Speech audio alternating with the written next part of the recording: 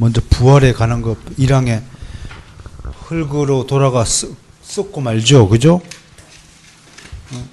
너는 흙이니 흙으로 돌아갈 것이나. 창세기 3장 19절 말씀. 사도행전 13장 36절. 몸은 흙으로 돌아가고 영은 하나님께로 돌아가고. 그 규정도 있죠. 하나님께 돌아간다. 누가복음 23장 44절 말씀도 그렇고, 전도서 12장 7절 말씀, 흙은 여전히 땅으로 돌아가고 영은 그것을 주신 하나님께 돌아가기 전에 기억하라. 몸과 영이 따로 분리되는 거죠. 맞죠? 그래서 하나씩 이따가 설명을 드리고요. 2항은 마지막에 살아있는 자들은 죽지 않고 호련히 변화한다.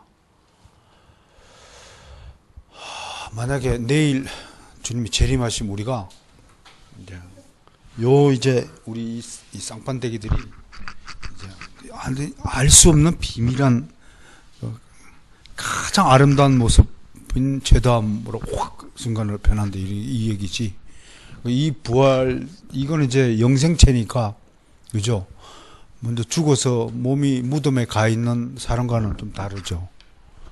어느 것이 복될까요?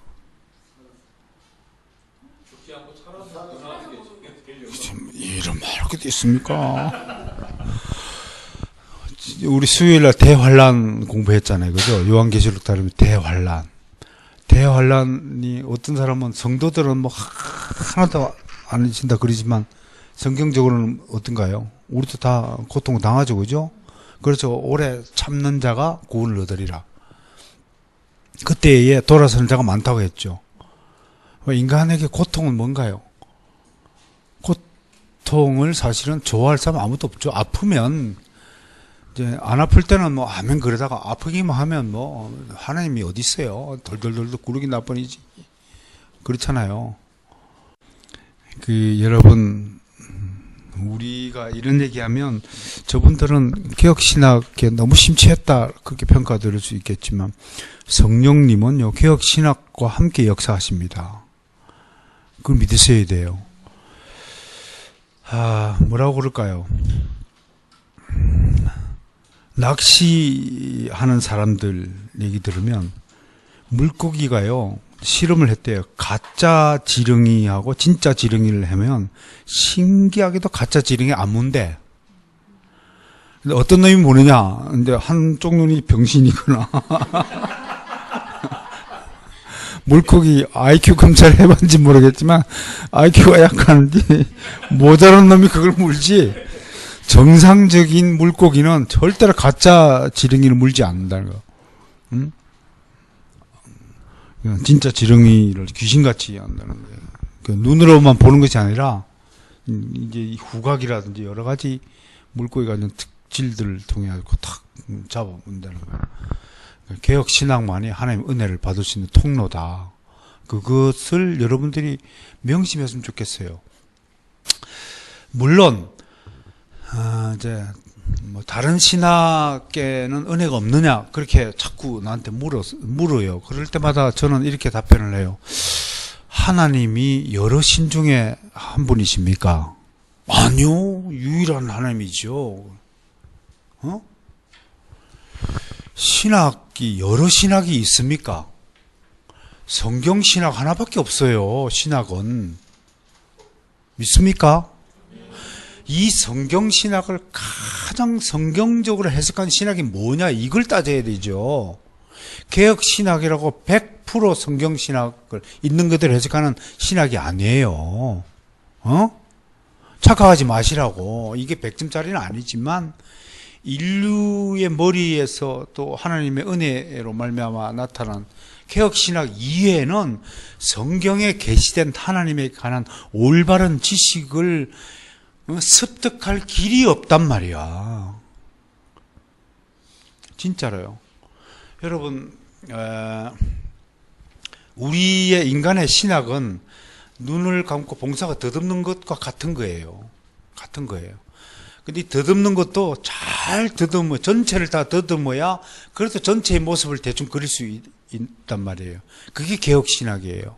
나무위시랑은 왜 전체 모습을 그리지 못하냐면 딱 꼬리만 만져보고 코끼리가 이렇게 생겼다고 꼬리만 그리는 거야. 에? 다른 신학을 난 비난할 의도가 전혀 없어요. 이 무슨 뜻인지 충분히 좀 이해하시기 바라요.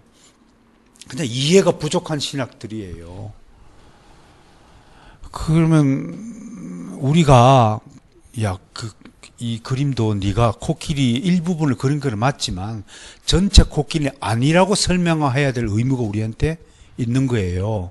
개혁신학을 연구하신 분들에게 내가 당부하고 싶은 것은 이렇게 자상하게 설명하는 거예요. 우리 히브리스를 통해서 뭐 배워요? 자상함이잖아요. 하나님의 자비하심이잖아요. 얼마나 돌머리인지 계속 설명하고 그리스도가 탁월하다가 한 줄이면 될 거를 천사보다 더 탁월하고 모세보다 더 탁월하고 멜기세덱의 반차, 아론의 반차, 옛언약보다 새 언약이 탁월하고 다 예수 그리스도가 탁월하다는 것 변증하는 걸 계속 설명하잖아요. 그러한 자상함이 개혁신학을 터득하신 분들에게 요청되는 하나님의 속성, 성품이에요. 그걸 가지고 설명해 드려야 돼요. 야, 그러니까 머리는 이렇게 생겼고, 몸통은 이렇게 생겼고, 코는 이렇게 생겼다라는 거 설명하면, 와! 코가 그런 게 어딨냐고 막 이런단 말이야. 꼬리만 만진 사람은, 다리만 만진 사람은 코끼리 코 얘기 믿겠어요? 안 믿잖아요. 그래도 어떻게 해야 된다고? 왜 강경한 칼빈주의자들, 개혁신학자들을 우리가 배척하고 경계하라고 하냐면, 아이, 등신 같은 놈, 내가 그렇게 설명한다더니, 코끼리가, 그러면 코가 이렇게 생겼지, 없단 말이야? 생전 듣도 보지도 못한 이야기를 하는데, 이해하지 못한다고, 그거를 막 뭐라고 그러고, 천국에 가니 못 가니, 그러니까 벌써 기분이 나빠버리잖아. 그렇잖아요. 그러니까 자세하게 설명할 수 있어야 된다. 그걸 좀 말씀을 좀 드리고 싶어요. 그래서, 이런 부활에 대한 것도 어떤 사람은 성경의 성경이 말하고자 하는 원래의 의도와 뜻을 정확하게 해석하기 위하여 우리는 부담 없이 노력해야 된다. 이런 부활에 대해서도 이제 소설 쓰는 경우가 참 많죠. 그러니까 어떤 분은 이제 호련이 변화하면 어떤 모습으로 변화하는가? 어떻게 대답해야 돼요? 나는 몰라요. 정말 몰라요. 그게 답이 정답이야. 왜 하나님이 안 가르쳐 줬습니까? 그런데 이제 지나치게 상상력을 발휘해서 제일 잘생긴 모습을 아까 내가 얘기한 것처럼 소망이긴 하지만 얼굴 쌍판되게 잘생겨서 뭐 할 거예요? 천국 가면. 아니, 이 땅에서는 시집가고 장가갈 일이 있으면 이거라도 좀 쌍판대기를 내세워서 예쁜 여자, 뭐 멋진 남자 구하겠지만 천국에는 시집가고 장가가야 안 가요? 안 가. 천국에는 뭐 내 집 구하려고 뼈 빠지게 저축할 필요가 없어요. 없어요. 그러니까 쌍판대기 이게 좋으면 뭐 할 거냐고. 하여튼 쓰잘데없는 논의를 하고 있단 말이에요. 또 아프지도 않고 눈물 흘릴 일도 없고 등등 말을 했잖아요. 그러면 건강한 몸이겠거니 그러면 생각하면 되는데 무엇이 어떻고 뭐 저떻고 해서 그렇게 너무 깊숙이 들어갈 필요는 있다 없다. 우리의 믿음은 하나님이 요 정도까지 가르쳐 주셨다면 반드시 그만한 이유가 있을 것이다 라는 믿음이 주권적 믿음이란 말이에요. 알겠습니까? 부활에 대해서 그 정도로 논의해야 합니다. 그러니까 이 이항에 보니까 그 몸이 질적인 면에서 전과 같지 않을지라도 결코 다른 몸이 아니라 지금 우리가 안고 있는 이 몸 그대로예요. 예수님도 창에 찔린 몸 그대로 부활해서 도마가 손가락 넣어서 확인해 봤잖아요. 그럼 또 어린애같이 상처가 나는데 피가 왜 안 나요? 뭐 이렇게 얘기하면 나는 몰라요. 이렇게 대답할 수밖에 없어요. 그러니까 여러분 그 유교주의에서 우리가 꼭 하나 얻을 게 있다면 신체 발부, 수지 부모다. 그래서 이 몸 관리 잘해야 돼요. 교통사고 나갖고 코가 이렇게 삐뚤어진 채로 하면 천국에서도 이제 이렇게 되지 않을까 염려가 되니까 여러분 몸 관리 잘해야 되는 거예요. 그래서 깨끗한 상태로 하나님께 갈 수 있도록. 근데 여기서 사실은 여러 가지 이제 논쟁이 있어요. 늙어서 죽은 사람은 그럼 호련이 변화되면 그 쪼그랑탱 그게 뭐가 보기가 좋다고 그렇게 되겠느냐. 보톡스 맞은 여자 얼굴 그대로 죽은 여자들은 그 흉측해서 어떻게 봐 천국에서. 응? 우리가 보기에 아름다운 얼굴이 있고 흉측한 얼굴이 있죠. 에? 없나요? 흉측한 얼굴이 있고 아름다운 얼굴이 있어요. 그 신부들 결혼식에 드레스 입었을 때 최고 아름다운 얼굴들이잖아요. 아무튼 우리는 우리 소망 가운데 나의 모습 중에서 가장 주님 보시기에 가장 합당하고 영적으로도 가장 훌륭하고 육체적으로도 가장 건강한 모습으로 부활시켜 주신다고 믿으시기를 바랍니다. 그 정도로 하겠습니다. 불의한 자들의 몸은 그리스도의 능력으로 부활해 치욕을 당한다. 의로운 자들의 몸은 영광을 누리게 성령을 말미암아 부활해 그리스도 자신 영광스러운 몸을 담게 된다. 이 인간의 체면이라는 게 결국은 자존심과 연결되어 있는 거죠. 근데 자존심은 뭐의 덩어리라고 그랬어요? 열등감 덩어리란 말이에요. 열등감 덩어리. 이게 자존감이 높고 실력이 제대로 갖춰진 사람은 아무리 상대방이 나를 공격하고 해도 아무렇지도 않아. 예를 들면 이런 거예요.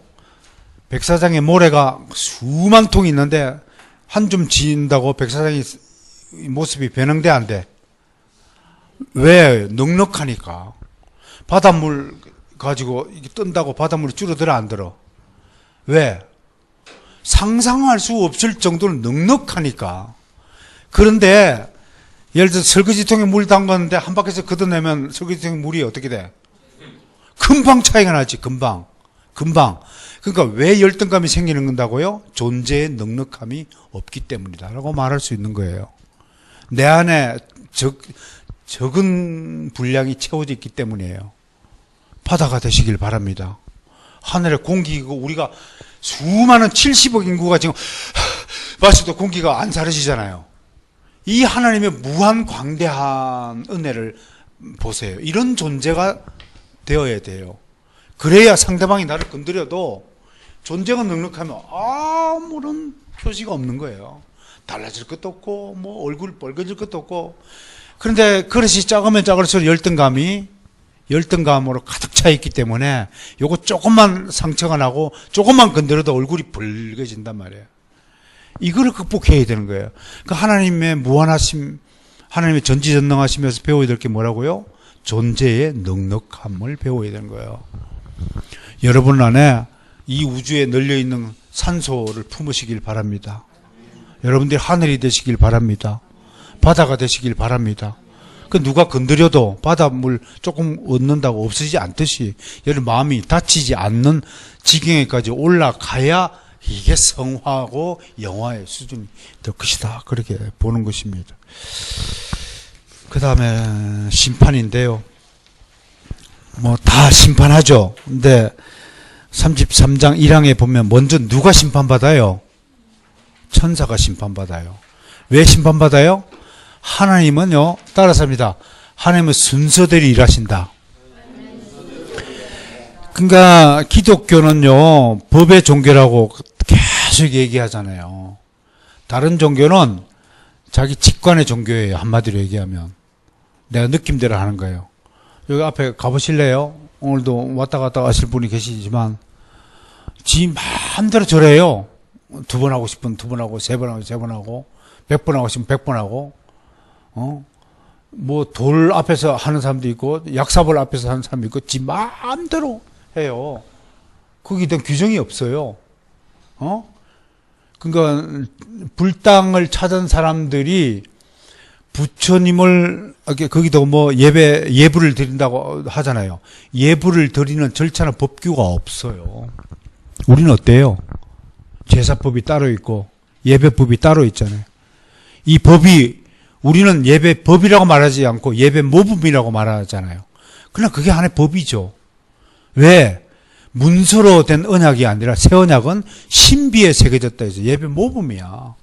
문서로 지키지는 것이 아니라 믿음으로 지킨다고 하는 것이거든요.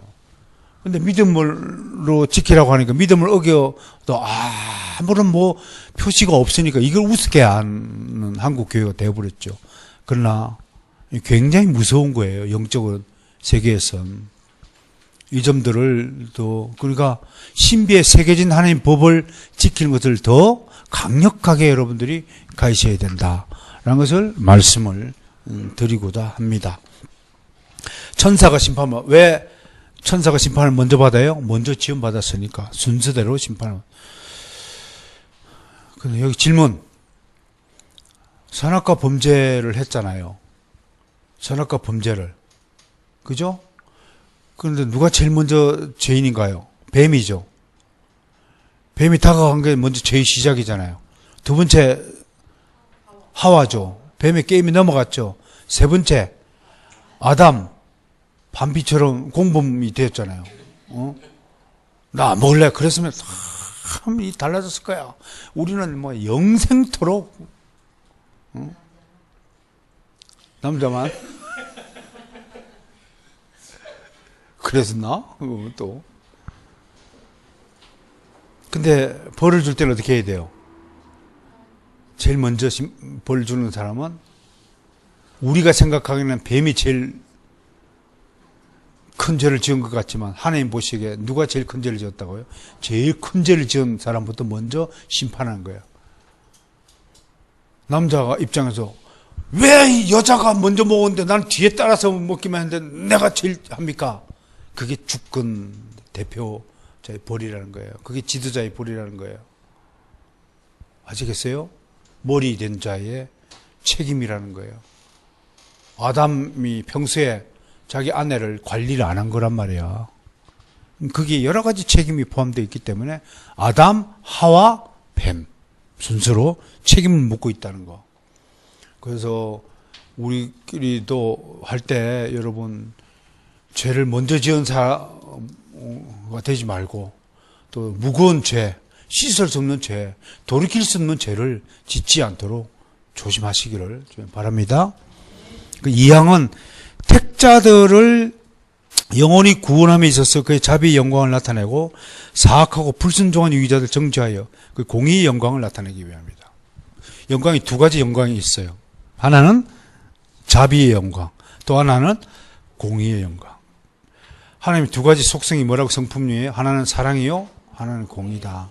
그러니까 공의의 하나님을 드러내고자 하고 하나는 사랑의 하나님을 드러내고자 하고 이것 어느 중에 하나가 둘 다 어느 것이 중하고 약한 것이 없이 하나님 성품에서 공의 균형을 이루어야 된다. 사망 마지막으로 심판의 날 최후의 심판을 우리에게 알려주신 목적이 뭐냐? 그것은 모든 사람들이 죄로부터 떠나가기를 원하십니다. 여러분 여기 재판관이 판사 재판 뭡니까? 법원이 왜 있나요? 재판하기 위해서. 그 얘기는 뭔가요? 법원이 재판하는 곳이 없으면 아마 많은 사람들이 죄를 지을 거예요. 그죠?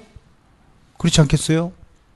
그러니까 사법부가 있게 한 것은 죄악을 방지하는 게죠. 이게 우리 세상의 율법이죠. 대한민국 법이 대한민국 국민을 지키는 율법이란 말이에요. 그러니까 지금 대한민국 정부가 솔깃 율법의 수준에 벗어나서 복음을 습득하는 정부가 된다면 얼마나 이게 새 언약 시절이에요. 옛 언약 율법보다도 훨씬 탁월한 수준을 가진 것이 교회법이란 말이에요. 교회법대로 국가와 정부를 운영하는 그런 시대를 꿈꿔야 된단 말이에요. 우리 문재인 대통령께서 속히 교회법에도 능통하여서 율법에는 좋은 변호사였는데 교회법에는 일자 무식군이라고 되면 참 불행한 지도자를 우리가 모시고 있다라고 밖에 말할 수 없어요. 유치원 운영하는 데는 아주 탁월한데 이 더 수준 높은 대학원장을 맡겨놨더니 헤매는 거야. 이런 것들을 좀 비교할 수 있다. 그래서 대통령이 속히 교회법에도 일가견을 가진 전문가가 되는 그런 일들을 위해서 기도해 주시고 주셔야 된다라고. 그다음에 역경에 처한 경건한 사람들이 큰 위를 받게 하기 위함입니다. 한마디로 이거예요. 최후 심판이 있다는 것은 나를 괴롭히는 사람은 언젠가는 거꾸로 진다. 언젠가는 내가 보복해준다, 보수한다 라는 사상을 하면서 우리가 이 세상에서 역경을 겪을 때 하나님의 백성들을 괴롭히는 사람들 하나님이 결코 용서하지 않는다는 사실을 통하여 위로를 받으시길 바랍니다. 그래서 복수는 누구의 것? 하나님의 것. 여러분들이 억울하다고 보복하지 마세요. 중국에 요새 뭐 시진핑 그 얼굴에다가 막 목칠하는 거 하는데 그분들도 이 웨스트민스터를 배웠더라면 그렇게 안 할 거예요. 하나님이 세우신 지도자 함부로 망가뜨리는 하면 안 된다는 거. 욕설 하거나. 정치적 선택을 할 때 늘 강조하는 거지만 여러분이 신앙적 선택을 할 것인가 현실적 선택, 세속적 선택을 할 것인가 따라서 여러분들 심판받아야 돼요. 하나님 앞에 가면 다 그 기록되어 있어요. 너 이 사람 왜 찍어줬느냐? 예, 뭐 우리 저랑 같은 고향이라서 제가 좋아하는 정당 소속이라서 묻지도 않고 따지지도 않고 그냥 찍었습니다. 그러면 나도 묻지도 않고 따지도 않고 너를 바로 지옥으로 보낼까? 그렇게 되면 어떻게 해? 큰일 나는 거 아니야. 그래서 왜 하나님 저를 이렇게 아십니까? 너도 그렇게 묻지도 않고 따지지 않고 그냥 네가 좋아하는 대로 찍어버렸잖아. 신앙적 선택을 하지 않고. 그렇게 말하면 안 되잖아요. 책임감 있게 한 표를 행사하더라도 앞으로는요, 생각하고 행사하세요. 저기 오전에, 주일마다 오전에 와서 교리공과 공부를 확고하게 한 다음에 이렇게 배우시고 하고, 모르면 그냥 차라리 기권을 하시든지, 하셔야죠. 그렇잖아요. 일단은 우리는, 우리 모든 선택의 기준은 뭔가요? 하나님의 법, 하나님의 뜻을 기준으로 선택하는 여러분 인생이 되시기를 축원합니다. 마무리 떠들어도 여러분들 또 가면 중요한 순간 아따 모르게 그냥 그걸 목사님 하는 소리고 그리고 그냥 팍 찍어버리겠지만 아무튼 하나님은 절대로 최 목사의 말을 위배한 사람을 그냥 두지 않을 거라는 사실을 압니다. 자, 프린트를 보겠습니다. 정말로.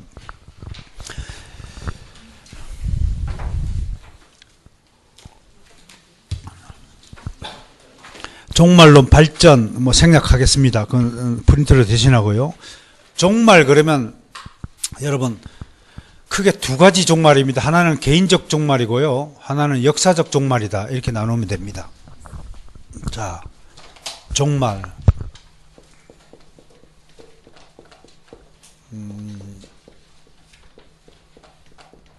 우리말로 이 파루시아라는 파루세는 임하다, 다시 임하다 이런 뜻입니다. 이걸 우리말로 임하다, 이걸 재림이라고 하는 거예요. 종말론은 재림론입니다. 재림과 함께 종말이 시작되니까 이렇게 말합니다. 크게 이제 두 가지 종말이 있는데 하나는 개인적 종말. 개인적 종말 다른 말로 뭐라고 하냐면 육체적 죽음을 이야기하죠. 자, 여기서 이제 사후 최대의 논점이 뭐냐면 영혼은 어떻게 될 것인가가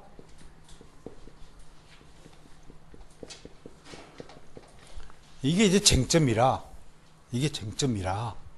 요거 이제 한번 다뤄보겠습니다. 두 번째 큰 것은 역사적 종말이에요. 이걸 이제 우주적 종말이라고 이야기하기도 해요. 그럼 종말 때 이 지구는 어떻게 변할 것인가, 이 세상은 어떻게 변할 것인가, 그걸 다루는 것이에요.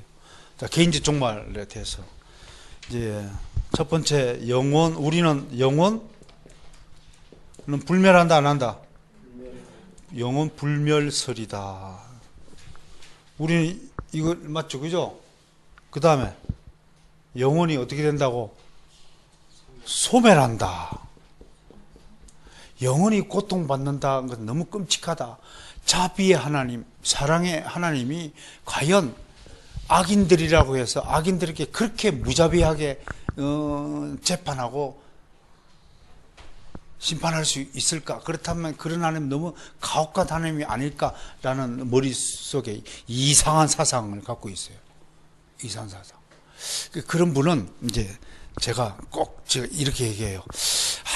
된장을 닮은 덩을 된장국에 함께 끓여 먹을 수가 없이 다 폐기 처분하라 그러니까, 아니 이것도 된장 끓여서 먹으면 아주 맛나게 된장국을 끓여 먹을 수 있을 텐데 이거를 이해가 돼요?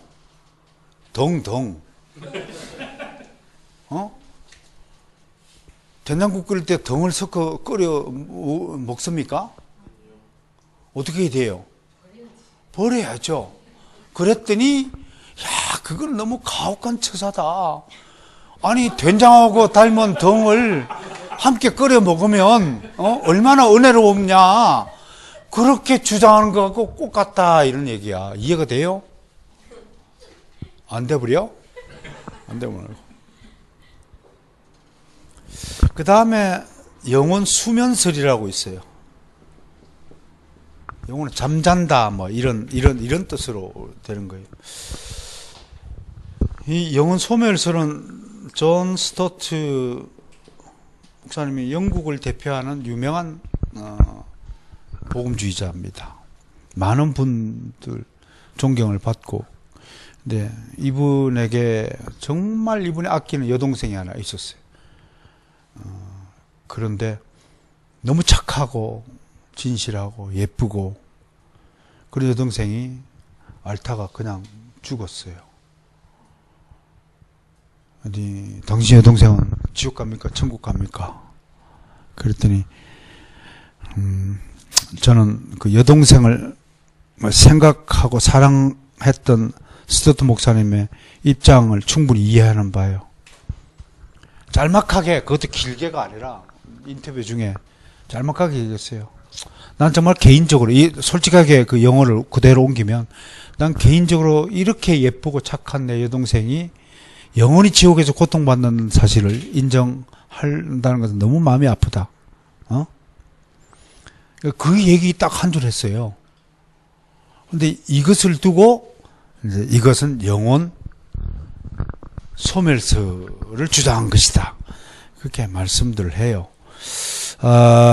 물론 그런 뉘앙스를 담고 있는 언급을 했다는 점에 대해서 책임이 없는 건 아니지만, 나는 개인적으로 스토트 목사님이 정말 영혼 소멸설 이렇게 확고하게 신념으로 가지고 있었을까 하는 데 대해서는 자신 있게 대답을 못하지만, 아무튼 스토트 목사님이 영혼 소멸설, 그러니까 악인들은 영혼이 사라지는 거다, 그냥 존재가 없어지는 거다. 그럼 뭐예요? 지옥은 뭐하러 운영해야 돼요? 빈 감옥을 가지고 죄수가 한 명도 없는데 뭐하러 감옥이 필요해요? 그죠? 성경에는 감옥이 있다고 얘기하잖아요. 우리나라도 그런 시대가 올까요? 죄수가 한 명도 없는 데가, 서울 지청 앞에다가 오늘 죄수 빵명 그러면 바로 감옥을 전부 다 붕괴시켜야지 뭐. 그렇잖아요. 그러니까 그런 개념으로 보면 안 된다. 수면설은 일단 육체가 죽으면 영혼은 일단은 최후 심판 때까지, 예수님이 파루시아 종말할 재림할 때까지 잔다 이거야. 아무 의식도 없이 의인이든 악인이든 동이 잔다는 거야. 근데 우리 성경은 어떻게 하고요? 의인의 영혼 하늘로 올라가 예수님 품 안에서 예수님 재림 때까지 안식한다. 그러니까 안식하는 거나 잠자는 거나 그게 그 얘기 아닌가요? 라고 묻는다면 나는 다를 것입니다. 그래. 왜? 잠을 자면 분명히 성경이 잠잔다고 그랬겠지 안식한다고 그랬겠어요? 그러니까 너무 이런 일에 상상력을 발휘해서 갖다 붙이지 않기를 바랍니다. 근데 안식하면 안식하는 거예요. 예수님 품에 앉아서. 그럼 예수님 품에 어떻게 품에 안깁니까? 그거는 좀 문학적인 표현이란 거죠. 실제로 뭐 예수님이 그 많은 사람 품을 이렇게 손가락 안고 있겠어요. 참나. 참 이런 질문을 진짜 실제로 받아봤어요. 이런 질문을 할 때 뭐라고 대답해야 돼요? 참 좋은 질문이었습니다. 네. 그럴 수밖에 없지만 속으로 참 이상한 머리를 가졌다. 그래도 뭐 어떻게 합니까? 자, 이제 개인적 종말에 대해서는 좀 이해가 됐습니까? 요 얘기. 그 다음에 불멸성 그건 넘어가겠습니다. 그 다음에 이제 중간 상태 영혼 수면을 다 설명했습니다. 그 다음에 역사적 종말 재림. 재림이라는 단어는 없죠. 삼위일체라는 단어 있습니까? 없어요. 그럼 워필드가 위대한 말을 했죠. 삼위일체는 단어로 계시한 것이 아니라 사상과 개념으로 계시하셨다. 아, 정말 이런 규정은 멋진 신학적 규정이죠.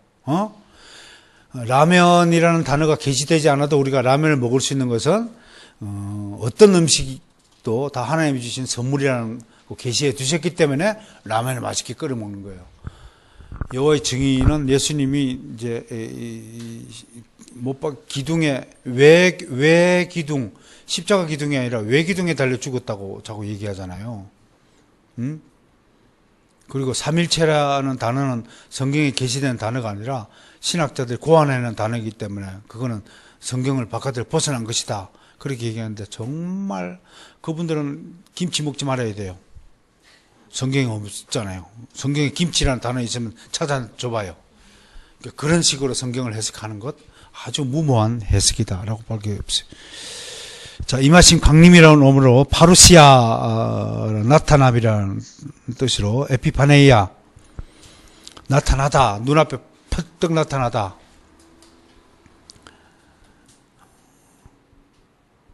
넘어가겠습니다. 읽어보시고요. 그 다음에 재림의 징조들 이거 봅시다. 예수님이 재림의 징조가 온 세상의 복음 전파. 그럼 이제 이 구절 때문에 뒤에 나오는데 구천년설이 등장하는 거예요. 구천년설. 구천년들은 천년왕국 후 재림이라는 뜻에서 후 천년설이에요. 그러니까 우리가 예수님이 초림했죠.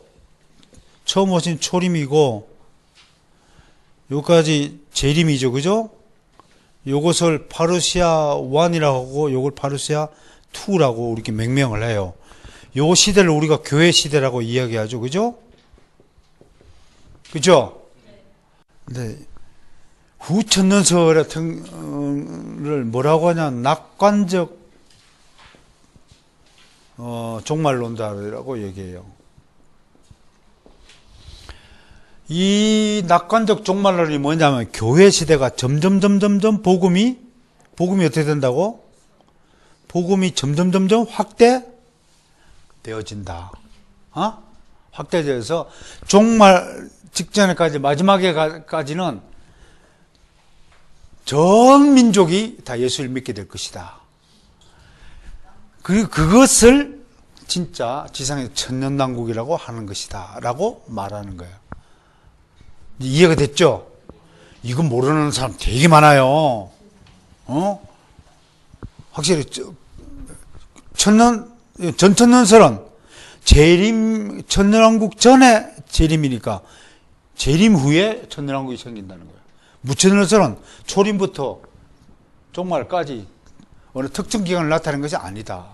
저희는 뭐 무천년설 주의를 기본으로 그리고 무천년설을 축으로 전천년설, 후천년설을 다 수용한다는 거죠. 개혁신학적 입장이라는 걸 또 알려줍니다.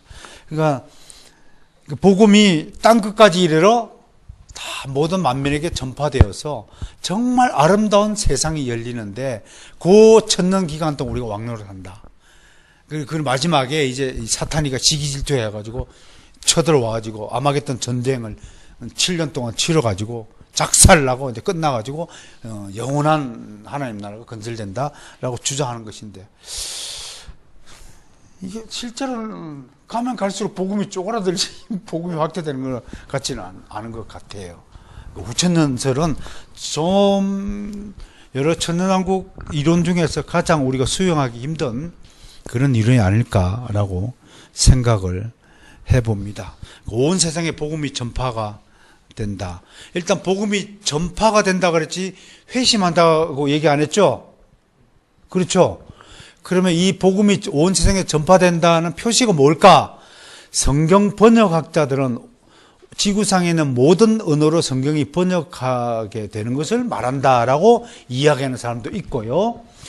모든 민족 부족에게 선교사가 파송되어서 교회가 세워진다. 어떻든 그거를 이제 하기도 하는데, 이러한 우리 인간의 속성이 뭔가요? 뭔가 가시적인 표시를 자꾸 바라지만 이것도 영적인 상태에서 복음이 다 전파되고, 예를 들자면 지금은 인터넷 시대인데 복음이 꼭 현지에 가가지고 귓구멍에 들려줘야, 직접 들려줘야 그게 선교냐? 아니잖아요.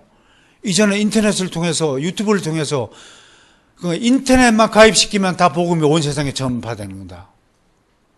그렇게 이제 주장할 수도 있잖아요. 그러니까 아프리카에 가가지고 참 인터넷 선을 다 깔아주는 거야. 그렇게 클릭만 하면 아프리카의 쿤타키데 후손들도 최다 목사 설교를 듣는다면 그 이제 온 땅에 복음이 전파되는 거 아니냐. 근데 믿는 것과 관계없다는 얘기죠. 회심이 아니라 복음 전파라는 사실.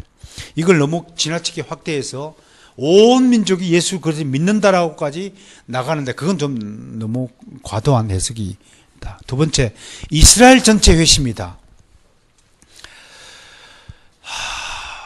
지금 예루살렘에요, 개신교회가 약 90개 이상 설립이 되었다 합니다.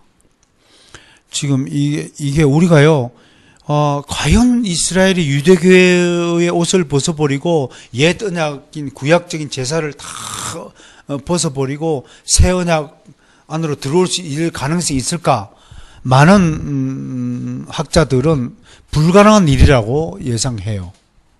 그런데 또 불구하고 현실적으로 이스라엘에서 복음 전파가 지금 신속하게 이루어지고 있다는 보고가 연이어 올라오고 있습니다. 그래서 우리가 이방인 구원은 바울 신학에 의하면 이스라엘에서 구원을 잃어버린 자, 잃어버린 그 남은 숫자잖아요. 자, 보세요.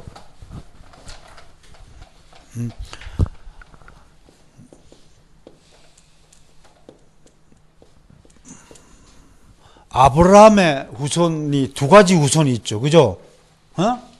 하나는 자연적 후손이고, 이거는 영적 후손이에요. 두 가지 있죠? 근데 자연적 후손 중에서 다 구원받아요, 안 받아요? 누구만 받아요? 약속의 자녀만, 즉 이삭의 자녀 통하고 야곱 중에서도 뭐 자녀 이렇게 12지파에 속해서 받는 거예요.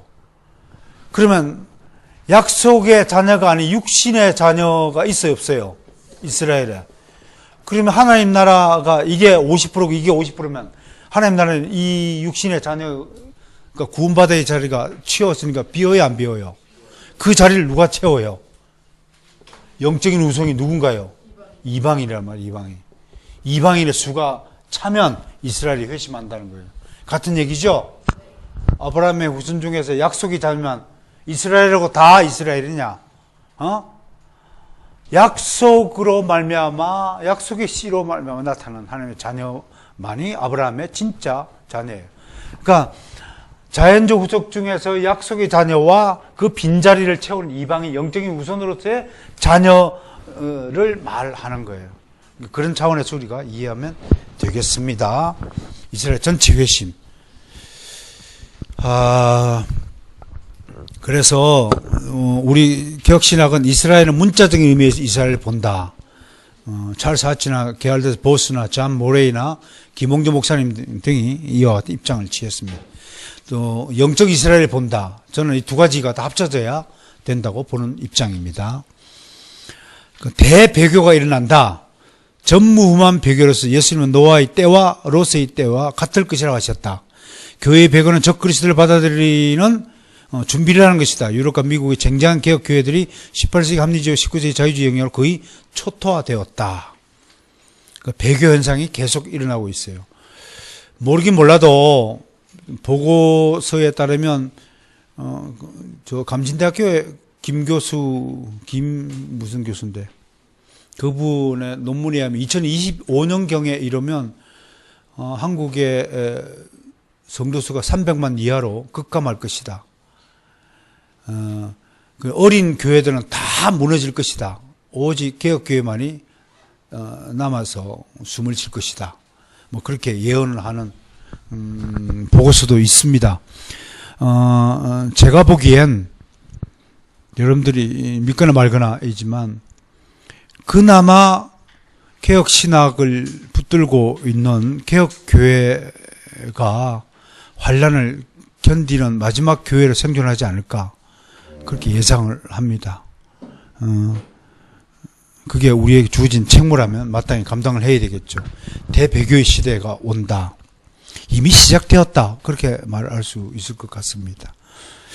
지금 제가 제주도 가서도 놀랐는 것 중에 하나가 교회당 안에는 같이 모였지만 같은 그리스도인이라고 보기에는 매우 힘든 그리스도인들이 굉장히 많아요. 저분은 그냥 교회당 안에서 만난 거예요. 그렇지만 전혀 성경적인 그리스도인이 아니에요. 왜? 성경의 법을 안 지키는데 첫째 어떻게 그 성경적인 사람이라고 말할 수 있나요? 여러분들은 믿습니까? 성경을 안 지키면 그리스도인이 아니죠? 맞죠? 근데 여러분 왜 성경을 안 지켜요? 여러분들이 성경을 안 지킨다니까요? 진짜로? 또 마치면 집에 가면 바로 자빠질 거 아니에요?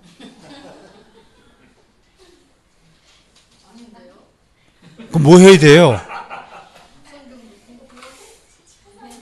영적 독서를 하고 친교를 나누고 복음을 전파하고 이웃을 구제하고 병자를 돌보고 주일날 남은 시간에 해야 될 일이 우리 법에 규정이 되어 있잖아요. 정리가 되어 있잖아요. 예배 모범에 다 있어요. 여러분들이 안 읽어봐서 그렇지. 오늘 오후에 뭐 해야 될지 다 있단 말이에요. 그 집이 여기가 영원한 집인데 머릿속은 뭐예요? 얼른 맞춰 집에 가야지? 그 생각부터 하고 있잖아요. 여기가 집이라니까. 여기가 내 고향 바로 선교회. 이게 우리 집인데 여러분 머릿속은 뭐예요? 다 세속주의예요. 빨리 집에 가서 샤워해야지. 참, 이 가치관에 대환란을 당한다 그랬습니다. 지난 수요일날 다 그랬습니다. 자연계 대격변, 별들이 하늘에 떨어지고 해가 어두워지고 하늘의 권능이 흔들린다. 이만한 자연 현상, 폭염 가지고는 자연계의 대격변에 말할 수 없다. 노아 홍수 얘기했을 때 여러분 용암이 화산이 전 지구적으로 다 터졌다면 어떻게 됐을까 내가 상상해 보라 그랬죠. 그 정도 상태가 돼야 대격변이고 바다에 저 하늘의 별이 3분의 1이나 떨어져 버리고 흔들려서 떨어지고 지구의 3분의 1이 불타 없어지고 이런 것들을 대격변이라고 합니다. 포항에 지진 좀 흔들렸다가 막 창문 몇 개 깨지고 빌라 건물 몇 개 다리 부러졌다고 호들갑 뜨는데 그건 하나님의 대격변하고 세발에 저 문자로 좀 조족지혈이다. 그 다음에 이제 네, 전조, 예. 전조현상. 적 그리스도 가장 재림의 강력한 징조가 뭘까요? 적 그리스도의 출현이에요. 뭐 칼빈 목사님은 살아 계실 때 당대의 교황을 적 그리스도와 같은 존재라고 일갈했죠. 그러나 종말 때에 적 그리스도가 나타나는 것이 아마 재림의 가장 강력한 징조가 될 것이다. 근데 적 그리스도가 어떤 모습을 하고 어떤 일을 하는 존재인가는 아무도 몰라요. 왜 모르겠을까요? 아마 많은 과격주의자들, 극단주의적 강경파 기독교인들 중에 시청 앞에서 일하시는 그런 분들은 바로 미사일 들고 적 그리스도 죽이러 갈 겁니다. 아마 누구라 하면 진을 치고 막 밤에 막 암살하고. 우리나라 에서 의협심이 대단하잖아요. 촛불 막 촛불을 밝히라고 막. 안티크리스트. 안티는 대적한다는 뜻입니다. 무엇을 대신하여. against를 영어로 번역되는데요. 적 그리스도는 그리스도를 자처하는 개인적 존재이다. 게알드스 보스나 안소니 후크마, 다 유명한 개혁주의 신학자들입니다. 적 그리스도가 지금 나타나지 못하는 가장 큰 이유는 법인데 접이 됐군요. 법과 질서가 그의 출을 막고 있기 때문에 그랬다. 그러면 사탄은 계속 기다리고 있다가 교회의 타락이 극심해지고 세상의 진리와 공의에 입각한 법 질서가 무너지면 그때 나타날 것이다. 교회가 진리를 바르게 선포하고 말씀대로 살지 않으면 세상은 더욱 깊은 어둠 속으로 들어가게 돼 있다. 자, 마지막으로 천년왕국인데요. 좀 이따 설명했죠? 네, 이걸 대신하겠습니다. 대신하고 오늘은 해서 정리를 97쪽에 그리스도의 재림을 기준으로 천년왕국 설이 세 가지 있다는 것을 설명을 하고, 자, 대단원에 막을 내리고, 여러분들에게 설명 올린 것들을 중점으로 잘 써서 8월 말까지 세 번역 웨스트민스터가 잘 출간될 수 있도록 그렇게 해야겠습니다. 많은 기도와 응원을 바랍니다.